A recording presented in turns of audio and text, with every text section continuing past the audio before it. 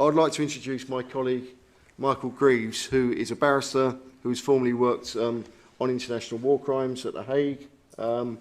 Michael has a very good legal mind, and I would like Michael perhaps to open up and talk about the very legal argument for recognition for South Yemen. So, without further ado, I'll pass the microphone over to Michael Greaves. Thank you.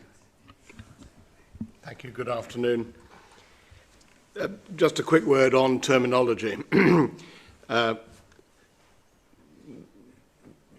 The former colony of Aden, which we British once ruled over, has sailed under a variety of names over the years, and whilst the current preferred option might be South Arabia for any new entity that emerges from the troubled times that they've been experiencing, inevitably all those different names means that one slips between the various words South Yemen, South Arabia. So if I use one or the other, I'm sure you'll A, know what I'm talking about, and B, forgive me for slipping between the two.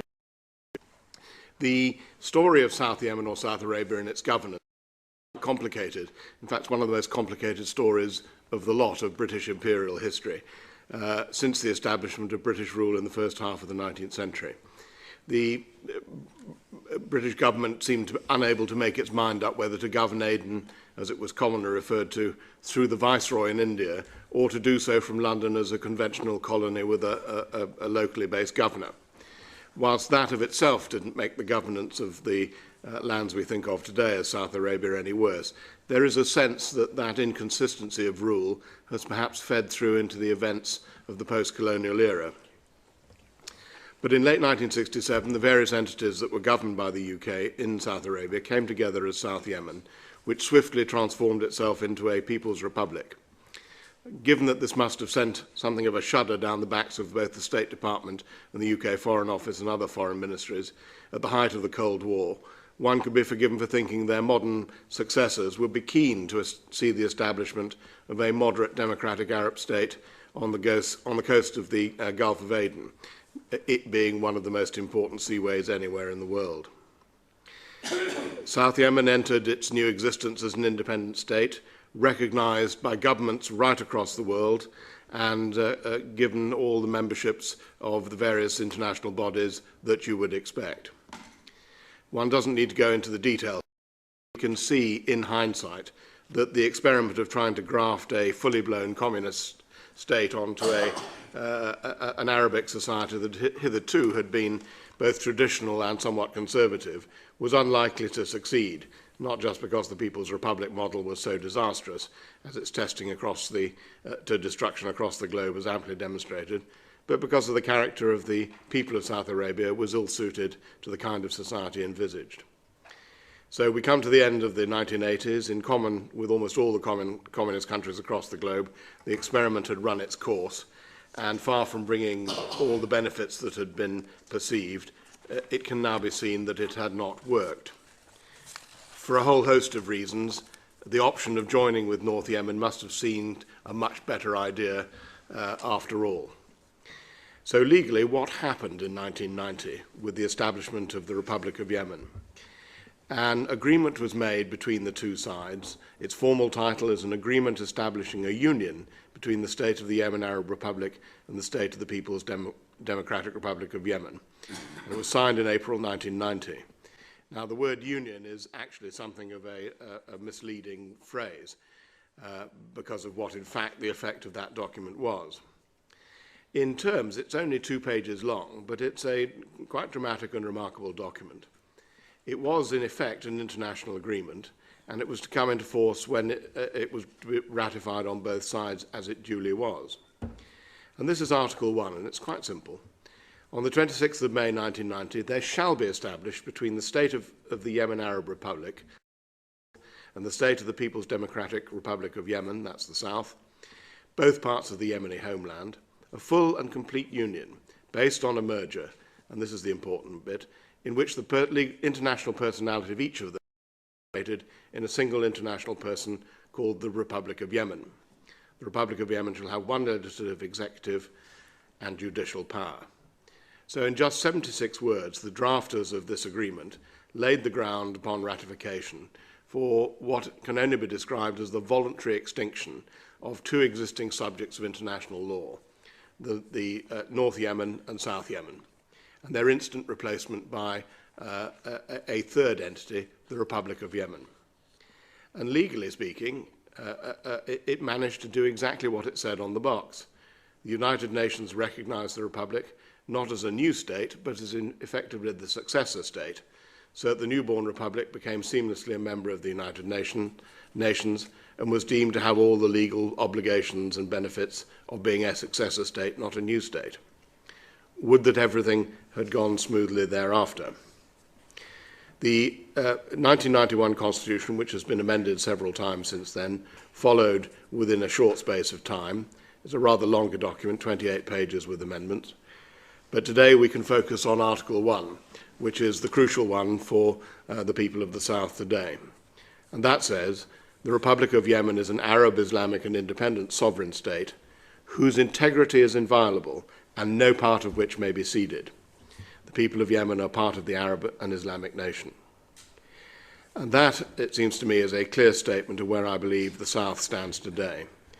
The document says, for all to see, we are one state and we shall never agree to part with a single speck of sand. The old South Yemen is gone, both legally and practically, and if South Arabia is to arise from the ashes of the current Republic of Yemen, it's going to have to do it the hard way, which is by secession, and that will almost certainly, as it is at the moment, involve armed conflict. We know, and I'm not going to go into the history of it, we know the succession of events, civil war in 1994, further armed conflict, and then a further descent into war and chaos since 2011, have led us to where we are today. So, there is a serious armed conflict with various competing forces involved. Where does South Yemen stand today? Legally, there are four options that are open, and one is obviously remain as part of the Yemen under the current constitutional arrangements. That option is one which many doubtless still cling to, despite the reality on the ground. There is the option of federalism. That wouldn't necessarily breach the terms of the existing constitution, but it would require a degree of give and take that I believe is no longer available given events and the hardening of attitudes on both sides. The least attractive solution would be enhanced autonomy and devolution, and that, I suspect, is simply not a realistic prospect. We are left with the final option, which is secession and creation of a new state. That is not so ridiculous to think of because, of course, South Yemen was a state in its own right once upon a time, and so you're merely returning to the status ante quo. But that's too simple. It's a very big step. There will be very many obstacles on the way. And the situation of states which are secessionist states is really very unclear in international law. Since the advisory opinion on Kosovo, most commentators believe that it's an open question as to what the status of a secessionist state is. Serbia and its friends still claim Kosovo as part of Serbian territory and does not and will not accept the sovereignty of Kosovo. But the reality, and in the real world, this is what ultimately matters, is that if one manages successfully to break away, and you succeed in establishing what is, for all effective purposes, a state, other states will, if they see fit, recognize you as such, and the United Nations will eventually admit you to membership. And in the case of Kosovo, it is instructive. As of the 20th of May of this year, Kosovo has been recognized by 110 states as an independent state. 108 out of 193 United Nations member states have recognized them. 23 of the 28 European Union states, 4 out of 28 NATO states have recognized it, and 34 out of 57 of the Organization of Islamic Cooperation states have recognized Kosovo. As I say, Serbia doesn't recognize it, but it has begun to normalize its relations with Kosovo in accordance with the Brussels Agreement.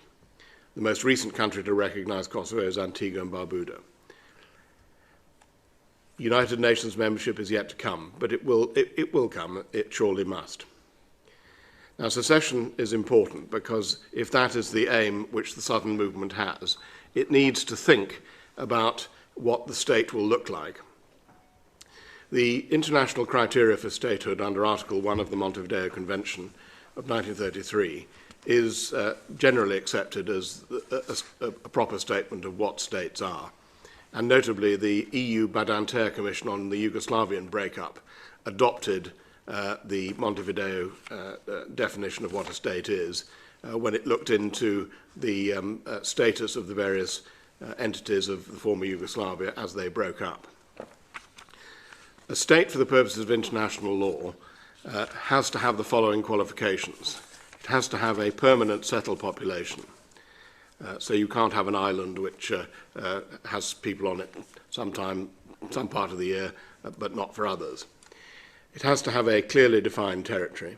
It has to have a government, and that government has to have the capacity to enter into relations with other states. Those are four quite simple propositions, in effect. And in relation to South Yemen, South Arabia, I believe can be satisfied relatively simply. I don't think to make light of it, but they're not difficult things to establish. There is a permanent population in South Yemen, South Arabia. It's been there for thousands of years. There was, in the country which was South Yemen, a defined territory. It will not be difficult to establish what the territory is of the new South Yemen, South Arabia. There can and will be a government, I'm sure, in due course, and that government can easily establish the ability to enter into relations with other states. The existence of a state is a matter of international law. It does not depend on recognition, international recognition, which is a political act, not a legal act as such. And assuming the goal that the Southern movement has adopted is for secession and new statehood, the movement can begin to, slowly but surely, establish its international credentials. And one way in which it can do so, as the potential future government will, is to begin to act in a state-like manner, whose ultimate objective is the creation of a new South Arabia. Finally, the United Nations Declaration on the Right of Self-Determination of Peoples should mean what it says in the document. And you, as people of South Yemen, South Arabia, have that right. And if you decide, as a people, that what you want is to go back to a single state in South Arabia, South Yemen, then right in international law.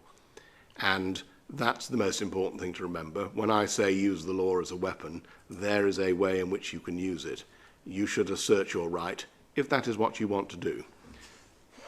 No one can go against it. I commend the future to you. It is in your hands, not mine. It's your country, not mine. But I wish you every success because you deserve it.